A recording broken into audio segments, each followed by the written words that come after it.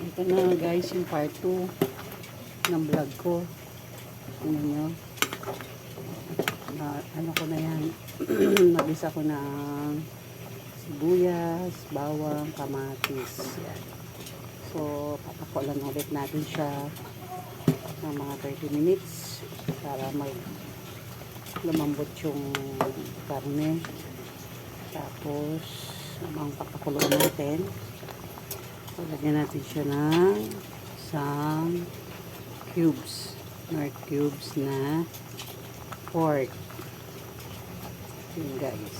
Maya pa natin ilalagay yung mga gulay. Kaya ito guys. Para mas malinamnan.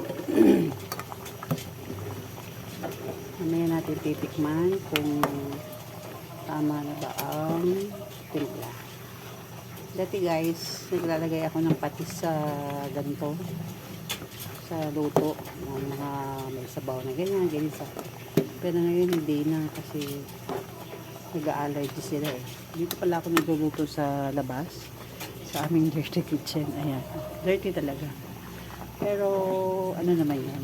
Malinis. Kaya lang medyo luma na yung pintura. Sa labas to. Sa labas ng bahay. Sa likod. Kasi pag sa loob ka magluto, sobrang init.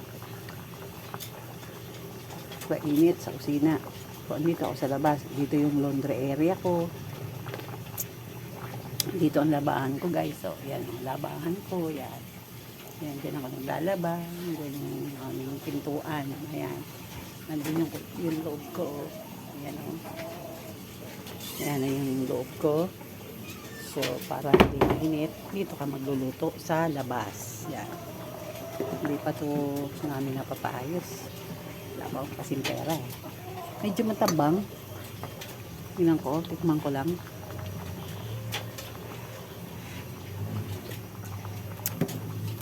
Matabang guys.